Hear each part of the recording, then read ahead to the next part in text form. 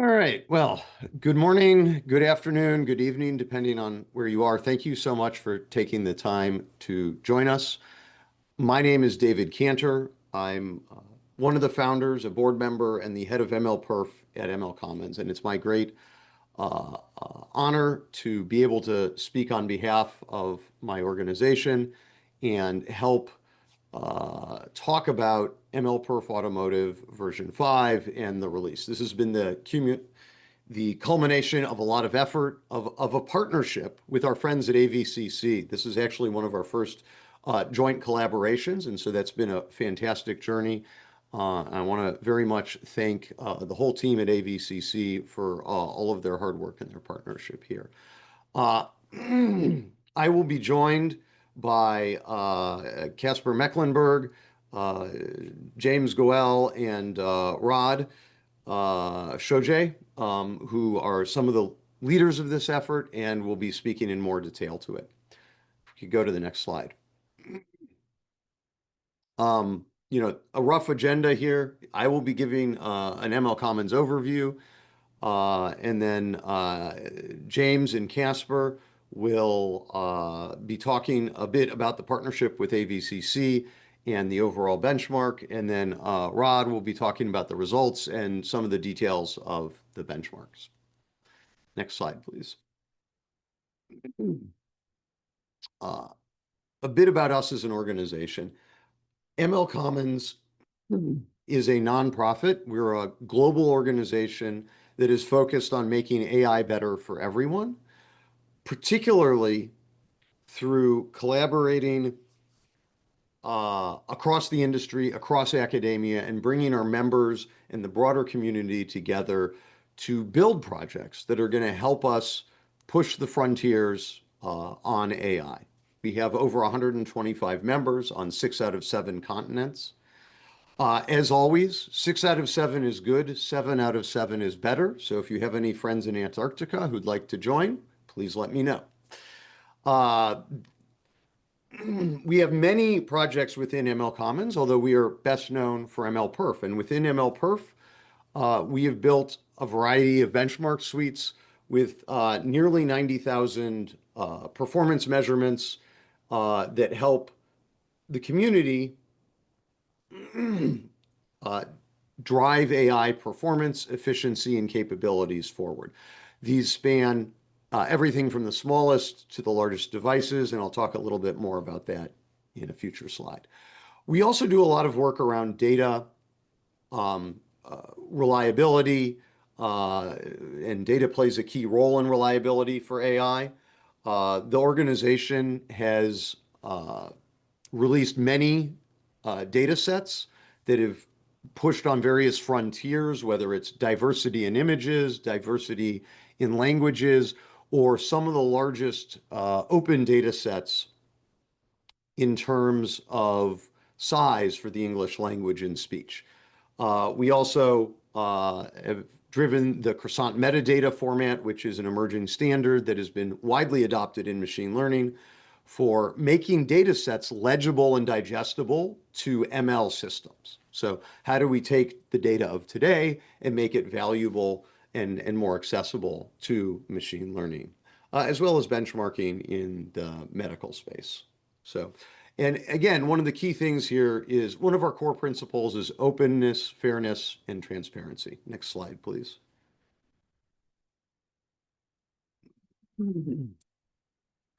When I look at MLPerf, the effort really started many years ago when there was, much less clarity in the machine learning and AI space, especially around performance and capabilities. And this slide really shows a lot of our goals in coming together and bringing the community together to build MLPerf. What did we hope to accomplish? We wanted to build benchmarks that would allow comparison of different systems for AI and machine learning in a transparent and fair way. We wanted our results to be reproducible. That is the heart of science, right? Science is intrinsically linked with measurements. And as anyone who's had OKRs knows, one of the ways that we help to improve things is by measuring and starting to make adjustments and tweaking them over time.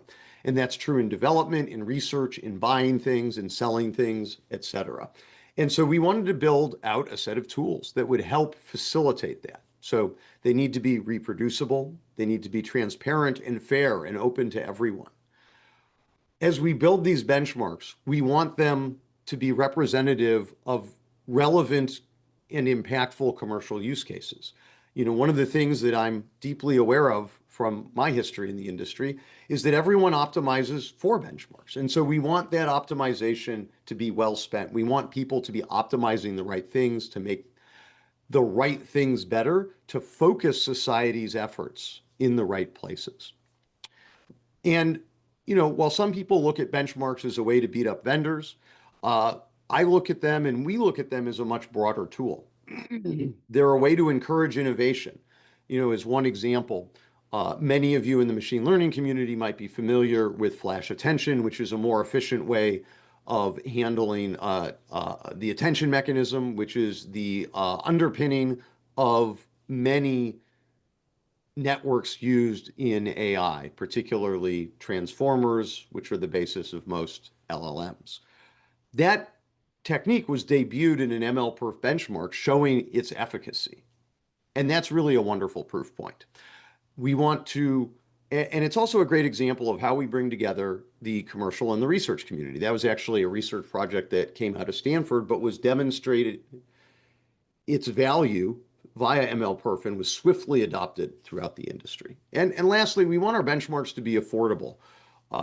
Some of the benchmarks that we build are representative of AI training, which can be a multi-million-dollar process. We want this to be affordable and manageable for everyone so that it's a tool for more people. Next slide, please. One of the beauties and the perils of machine learning is if you look at the progress that we've had over the last decade, it's been incredible. And part of that is that we are able to bring to bear every aspect of system design and architecture, from the lowest atomic level of innovations in transistor and metallization to the highest levels of software and application awareness. And that has yielded tremendous improvements in performance and capabilities, bringing AI out of, a niche into everyday life. And that's great. But that also means that measurement is intrinsically challenging because we have to account for all of these factors. Everything from the silicon we make that we see through advances at TSMC or Intel or Micron or Samsung to improvements in processor or accelerator or system architecture, improvements in software, such as classic compiler optimizations, algorithmic innovations, whether it's how you do your outer training loop or picking the right algorithms and software to implement a layer of a network. And even, yes, data-dependent optimizations. All of these things are used in practice, and we want to measure them correctly and fairly. And storage and networking as well for particular applications, right? So in many cases, you will see things where you span multiple nodes. Maybe not so much here in automotive, but certainly in other aspects, and storage is an intrinsic variable as well for many systems. And of course, power is a key constraint for everything we do, especially in automotive and embedded systems and other edge devices. Next slide. As I mentioned, MLPerf came to be in 2018 and earlier on in the world of AI, and it started with MLPerf training. Over time, we've expanded our benchmark suites to include MLPerf inference, that focuses on the data center and edge devices, MLPerf mobile for smartphones, client for PCs and client devices, storage for storage systems, Tiny for IoT, and then of course the hero of today's journey, MLPerf Automotive, which is our first vertically oriented benchmark. So this is the breadth of the MLPerf portfolio. And at the same time, we've also increased in depth. If we can get the sidebar up.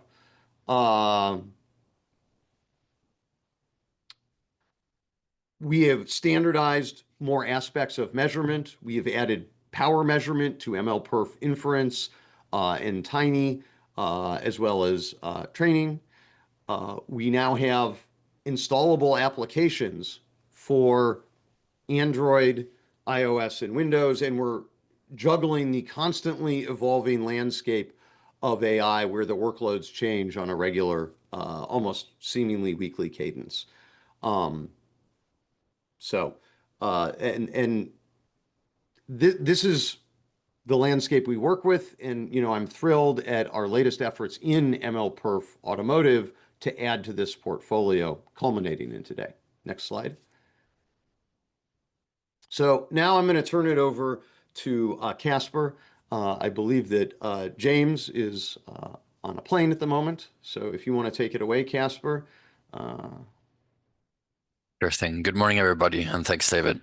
My name is Casper Mecklenburg, and I co-chair the MLPerf Automotive Working Group together with James Goal, who's at Qualcomm. And so let me start talking about AVCC, which is Autonomous Vehicle Compute Consortia. And in this consortia, I chair the Benchmarks Working Group. And we have published 3 technical reports which address ML benchmarking in the automotive space. But these were just technical reports on recommendations how to do so. And so other than benchmarking, AVCC also addresses software portability and total cost of ownership. There's an active working group there, and also cybersecurity with focus on AI. And what AVCC does is brings OEMs, tier ones, suppliers for hardware, software, tools together to collaborate and understand needs in the automotive industry, as the automotive industry is going through a huge change with more AI-based applications, both in the infotainment space, so the in-cabin experience, and also with the driving assistance and more automated and autonomous driving features. Next slide.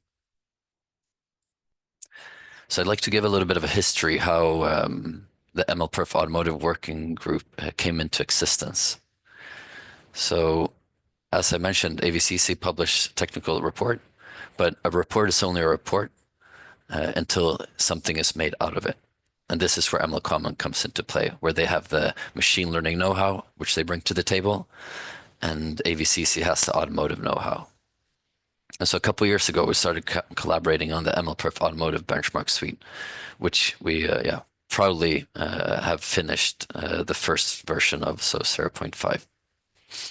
And the purpose of the collaboration is to define and develop the industry standard automotive ML benchmark suite using the existing MLCommons infrastructure, as they have a great track record of developing, deploying, and running benchmarks for several years, as David showed earlier.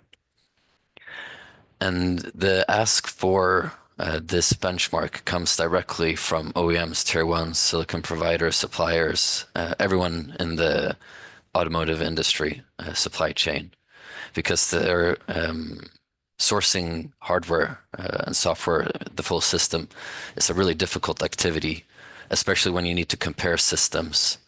And so this benchmark suite will and is already addressing the issues with RFI and RFQs and the procurement process. And the benchmark suite includes scenarios, models, data sets, power measurements, conditions, and reporting. And we'll dive deeper into that in a little bit.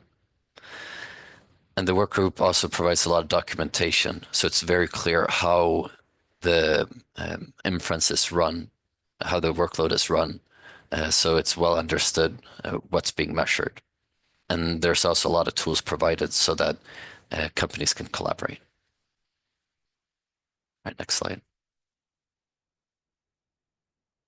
So the RFI, so request for information, or RFQ, request for quotation process, we can see on the left-hand side here, so many-to-many doesn't really scale. There are a lot of uncertainties, and when you send out an RFI or RFQ, there's room for interpretation.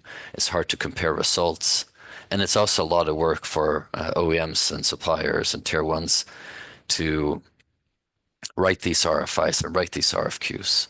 So it's a lot easier, as we can see with the green arrow moving us to MLPerf Automotive. So this unites the supply chain around this benchmark suite.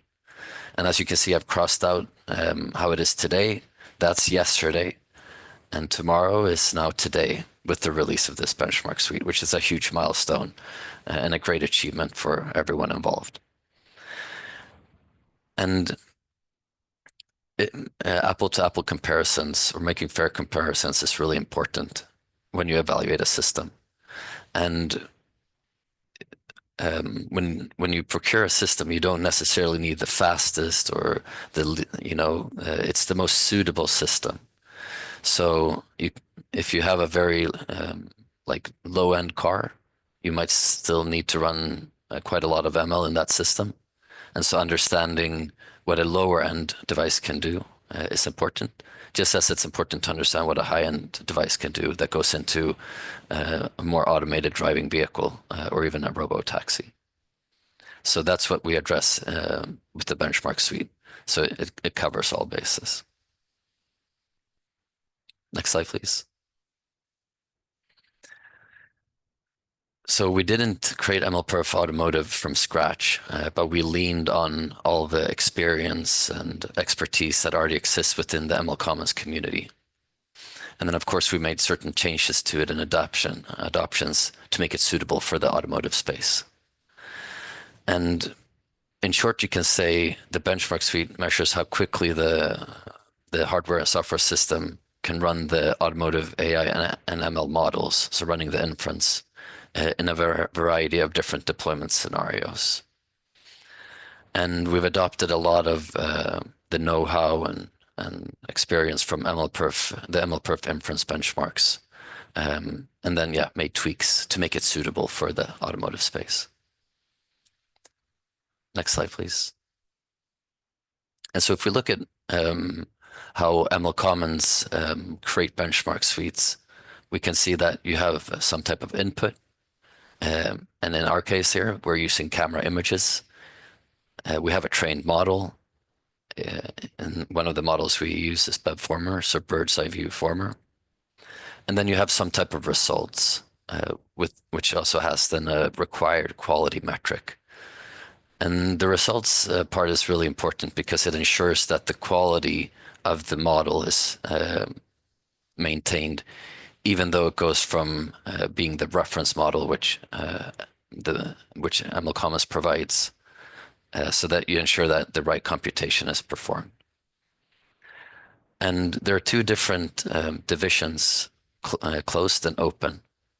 And so the closed division has pretty strict rules on what's allowed. And this is really important when you want to do apple-to-apple comparisons.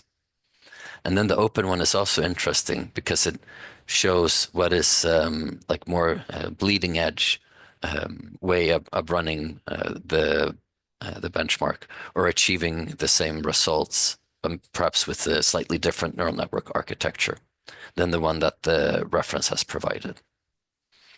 And it is a system benchmark because just the accelerator alone isn't telling for how well the inference will run. You need to include the system software, memory management, etc. So it truly is a systems benchmark. Right, next slide, please. So scenarios are really important. So there are a couple of scenarios that we did not include in the MLPerf Automotive Benchmark Suite. For example, offline. And an example of that is you have a bunch of photos in your Google photo album and you want to run facial recognition on them. That's not an applicable scenario for automotive. So we selected one that already existed within the MLCommons community, which is single stream. And this calculates performs inference on one query. And as soon as that query is complete, you move on to the next query. And an example of this is tracking highway vehicles. So this is really useful information for the system, but it's not mission critical. So so we created another scenario which is called constant stream, which is mission critical. So this then requires the system to perform the inference at a fixed cadence. So queries arrive at fixed intervals. And so this is useful, for example, or representative of collision detection. So it has really strict latency requirements, and these latency requirements must be met. And then the performance that's reported is also higher than other MLPerf benchmark suites. So we use the 99.9 tail latency as the latency performance metric. And in the next slide, we can see a bit more of a visual graph what the constant stream and single stream look like. So in the left-hand side here, we can see that data or the query arrives at a fixed interval. And an example of that could be 15 hertz, so about every 60 milliseconds or so, which is typical for a front-facing camera, for example. And here you can see if the green area, which is the inference, exceeds the time slot, it's not applicable for the constant stream, and it cannot be mission critical because you violate the latency requirements for that scenario. And then on the right-hand side, we see a single stream where the inference rate is the time of duration of the inference. So it's running continuously. All right, moving on to the next slide here. So what tasks and models do we have in MLPerf Automotive version 0.5? So we have 2D object detection, 2D segmentation, semantic segmentation, and 3D object detection. Rod will go deeper into this at a later stage. And the models used is SSD ResNet 50, and this is trained on a synthetic data set from Cognata. And one of the reasons why we decided to use a synthetic data set is because this is the input is at 8 megapixels. So the resolution is higher than data sets that were available prior to this. So this is another huge benefit of the MLPerf Automotive Benchmark Suite, is using representative data sets and not just off-the-shelf data sets. DeepLab V3 is also trained on Cognata, also 8 megapixel input. And Beformer Tiny is used trained on NewScenes. And NewScenes is a live data set bimotional. And this is slightly different because it has a 360 view, which is required from the Beformer model. So it takes 6 input cameras simultaneously. So you can see here how the system, how the benchmark is addressing the different actual use cases and scenarios that would appear in a vehicle. And the quality metric is really strict as well, because we don't want to impede on the quality of the model when we go through optimizations such as quantization, which is typically used or almost always used in automotive to get the latency and power usage down. All right, next slide. So first I want to say a huge congratulations to NVIDIA and Gate Overflow who've submitted to MLPerf Automotive 0.5. And let's take a look at the left-hand side here, which are the different categories for the systems that have been tested. So the hardened system is a system that would be inside the vehicle. So it meets functional safety requirements, it's production ready. The development system is an evaluation system and typically doesn't go into the vehicle, at least not a production vehicle, maybe some type of prototype vehicle. However, the SoC in the development system usually is very similar to that. It would go into a hardened system. So it's quite representative of what would be inside of a hardened system. And then you have the engineering sample, which is very early silicon. So this could be more experimental system, which it's not accessible to the outside world really, but more for internal purposes. But we also wanted to give a path to companies that would like to measure engineering samples. And then we have the two different divisions, closed division, which NVIDIA has submitted into, which is the division which is really useful for OEM tier ones and suppliers to understand the performance of different systems so they can make fair comparisons or apple to apple comparisons between different systems. And then the open division, which is not as strict, but also shows more novel techniques, which Gate Overflow has submitted into. And with that, I'd like to hand over to Rod, who's done an incredible job developing and driving the technical aspect in the working group. Hi, everyone. I'm Rod. I'm a graduate student at UC Davis, and I've been doing a lot of the technical work for MLPerf Automotive. And first, I'll discuss the submissions that we had. We had 9 total, 2 from NVIDIA and 7 from Gate Overflow. As Casper mentioned, a mix of closed and open division submissions. We did have submissions to all the benchmarks. One was in constant stream. Most of them were in single stream, and we had a variety of Intel and an ARM processor in the submissions, along with the relatively new NVIDIA Thor X system release for automotive platforms. And we also had a submission using NVIDIA GeForce GPUs.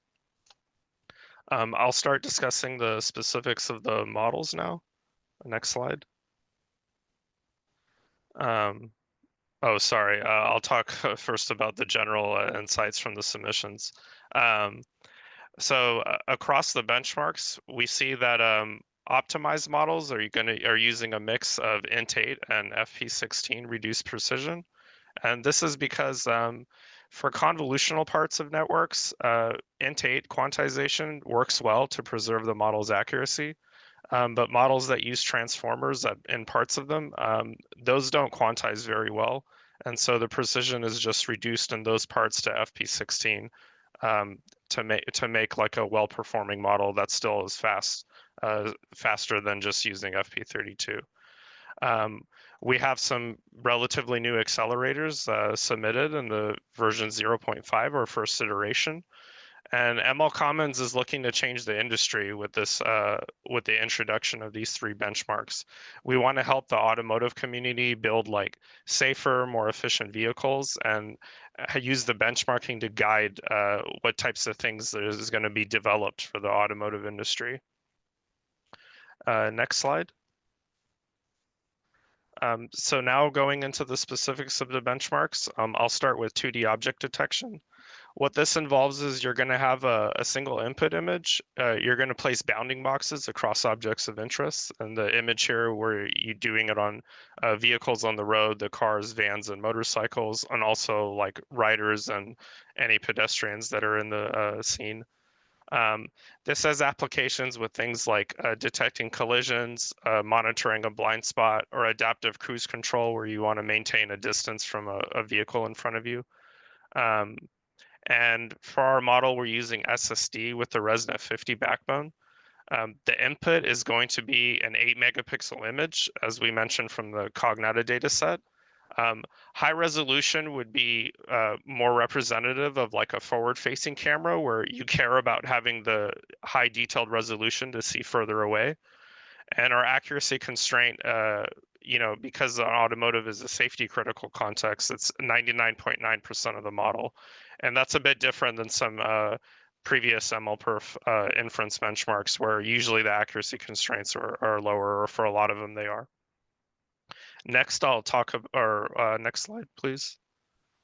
So just to give a quick overview of the SSD model architecture, the input image is fed into a backbone network, which we mentioned was ResNet 50. These features get progressively downsampled and convolutional filters. And at various feature resolutions, they're all going to be fed into a detection layer, and this is going to generate bounding boxes. And the final part of the network will filter these boxes for where it's confident that there are objects, and it uses non-maximum suppression to make these final predictions. Next slide. The next task I'll discuss is 2D semantic segmentation. In this task, you're going to have again, an input image. You're going to classify all pixels according to things of interest. So on the left, you can see we have the same scene as before, where we're near a red light, parked behind or stopped behind other vehicles.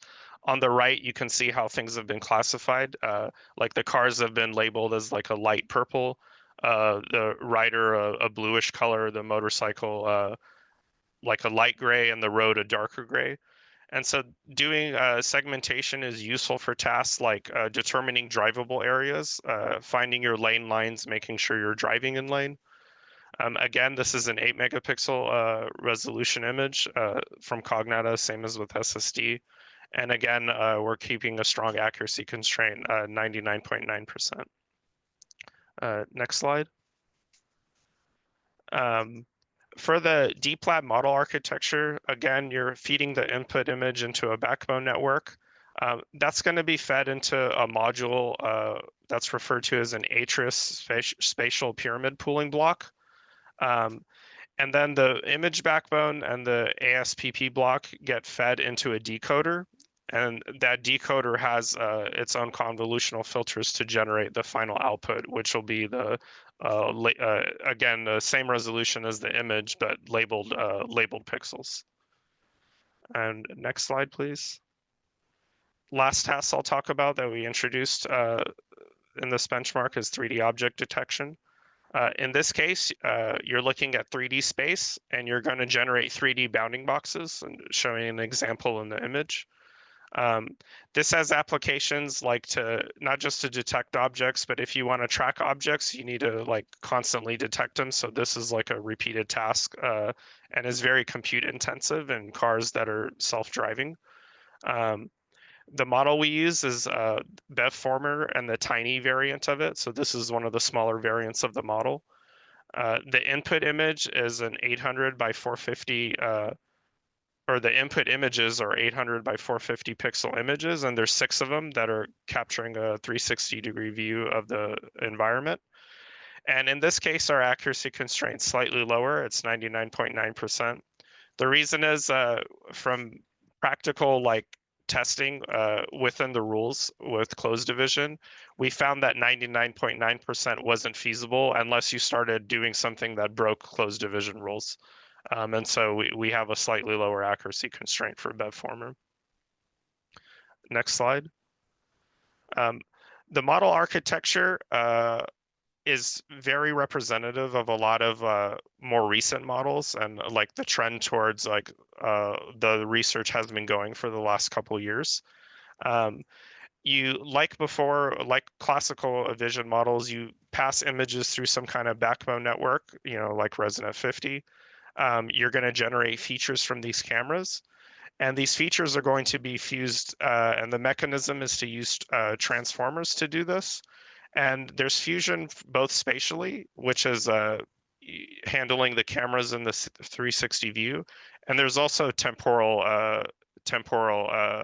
fusion as well, where BevFormer is taking previous inputs in time and using that to help guide its current object detection. And then when you take these attention features, you output them to a decoder, again, or a detection head, to determine your final bounding boxes. And this is like a very common technique, not just for handling like spatial or temporal attention, but also across modality. So this type of, in terms of sensors, so this type of mechanism is also common when you're trying to fuse different sensor features together, like camera, radar, or LiDAR. So a big part of including BevFormer in the benchmark is this is a very representative model of a lot of different like current techniques, advanced techniques, and autonomous driving. Next slide. And I'll pass it back to David to close out the presentation. Yeah, thank you so much, Casper, Rod, and the whole team for all of the effort here. One of the things I want to emphasize is that each submission represents a lot of effort by the submitting team. And so there's always something to be gleaned. Now, this is actually pretty unique in that this is the first release of results of MLPerf Automotive. And so everything is new, everything is fresh. Every system, it's the first time we've seen it. Every benchmark, it's the first time we've seen their performance. So it, this means you have to do a little bit more digging. You might want to look into the results in the GitHub to really understand what's going on. But as I really like to think of MLPerf Automotive version 0.4, sorry, 0.5 as the start of something bigger. And in that context, I think it's important to look at the submissions and think about how they're going to evolve in future rounds. Because that's where we get to see a lot of very interesting data coming out. We'll get to see how the performance for different systems varies over time as the software stack is improved, as things are greater optimized. We can also see potential changes. As Casper mentioned, we have different categories that address all different stages of automotive systems, from the earliest of engineering samples to fully hardened in-car computers that are ready to be installed in a driving system, right? And the performance can vary over times, as well as the energy efficiency of those systems at those various stages of the value chain and maturity cycle, right? You can see new processors as they're introduced. So there's many different dimensions that these submissions can be examined. And in addition, many of our submitters will be free to talk about their results in the coming days. And I would encourage you to all tune in and connect with them to understand what they have to say about their results. We also have the results include a supplemental discussion, which contains, a brief page or so from each submitter talking about what they think is interesting in their submission. So there's a lot of data here. There's a lot of information, particularly if you're willing to do some digging. And I guess I want to close by saying a big congratulations and a thank you to Casper, to Rod, to James, to our friends at AVCC, to all of our submitters, to Gate Overflow and NVIDIA, to everyone who attended the working group meetings and helped to contribute and make MLPerf Automotive what it is today. We're very excited. This is the start of a journey, and we look forward to being able to talk with you again soon. So with that, I'll turn it over to Q&A.